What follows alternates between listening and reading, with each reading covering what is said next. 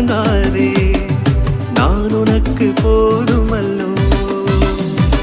பயப்படாதே மகனே, பயப்படாதே, நான் உன்னோடு இருக்கிறேன்.